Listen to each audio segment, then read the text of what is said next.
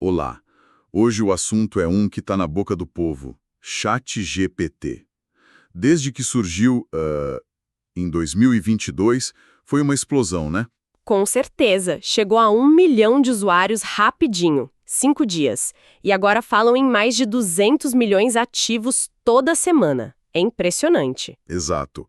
E aí vem a grande questão, que a gente quer explorar hoje. Essa ferramenta incrível, ela está deixando a gente mais inteligente ou, sei lá, cognitivamente mais preguiçoso? É o dilema, né? A gente tem aqui um monte de pesquisa, estudos, até neurociência e história para tentar entender o impacto real dessa IA da OpenAI, que agora, aliás, já está na versão GPT-5. Nossa missão aqui é justamente essa: olhar os dois lados.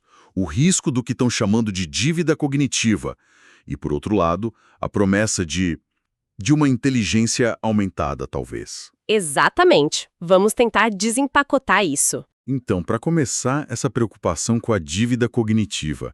Tem um estudo bem falado do MIT, né? O que ele mostrou exatamente? Ah, sim.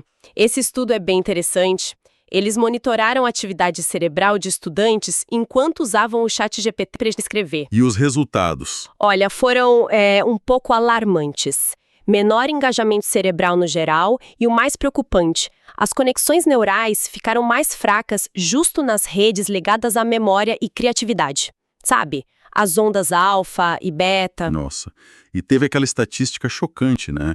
Algo como 83% que nem conseguiam citar uma frase do que tinham escrito. Isso, é impressionante. E mostra o contraste, porque quando compararam com quem usou o Google, por exemplo, Ah, no Google foi diferente. totalmente. Ali o cérebro estava assim, a 1000 por hora, buscando informação, lendo, filtrando e principalmente sintetizando. Esse é o ponto-chave. A síntese. Exato. Com o ChatGPT, pelo menos no cenário passivo que eles estudaram, o esforço de sintetizar, de juntar as ideias, isso foi terceirizado para a máquina. E qual o problema disso para nossa cabeça? Impede o que a gente chama de codificação elaborativa.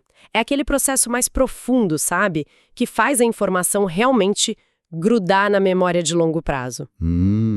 É como se o cérebro pensasse, não preciso me esforçar tanto. Justamente. É a tal da preguiça metacognitiva. O cérebro meio que se acomoda. Faz todo sentido.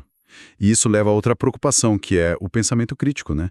Teve um estudo da Microsoft com a Carnegie Mellon também. Sim, que mostrou que quanto mais a gente confia na IA, menos a gente usa nossas próprias habilidades críticas. É uma espécie de descarga cognitiva. A gente descarrega o esforço de pensar. E a criatividade?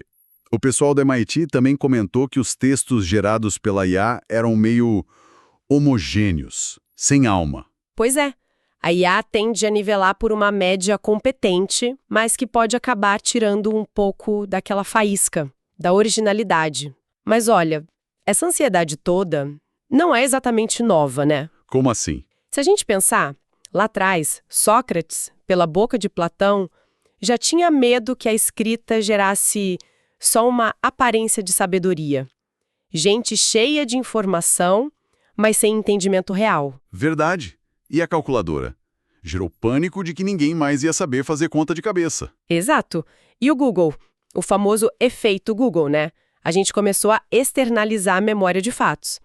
Cada tecnologia nova traz esse tipo de receio. Ponto interessante. Então talvez a questão não seja perder habilidades, mas sim mudar o valor delas. Pode ser por aí. Assim como a escrita mudou o jogo da memorização oral para leitura, né? Sim. Talvez o ChatGPT desvalorize um pouco a produção rápida de texto básico, mas, por outro lado, valorize muito mais outras coisas. Que coisas? Habilidades como saber formular bons prompts, boas perguntas para IA, saber avaliar criticamente o que ela responde e integrar isso de forma ética no nosso trabalho ou no nosso pensamento. Ah, entendi. O uso ativo da ferramenta muda tudo. Exatamente. Em vez de só pedir a resposta pronta, usar a IA para, desafiar o próprio raciocínio. Funciona como um advogado do diabo para suas ideias. Ou para encontrar pontos cegos no que a gente pensa. Perfeito. Ou para detectar pressupostos que a gente nem sabia que tinha. O valor não está só na resposta da IA, mas no processo mental que ela provoca na gente. É o tal princípio da primazia humana. Pensar primeiro, sabe? E depois usar a IA para refinar, para cutucar. Pensar com a ferramenta, não deixar ela pensar por nós. Gostei disso. Mas, claro, a gente não pode ignorar os riscos mais práticos, né? De jeito nenhum. As alucinações, por exemplo. A IA inventando fatos com uma segurança que assusta. Mesmo o GPT-4, que é super avançado, tem uma precisão estimada ali em 88,7%, mas ainda erra. Sim, as alucinações são o problema real. E tem os vieses, né? Que a IA herda dos dados com que foi treinada. E as questões de privacidade, segurança. Isso é sério. É verdade. A OpenAI coleta dados das conversas, né? E já teve vazamento de credenciais, casos em empresas grandes como a Samsung. Exato, são riscos concretos.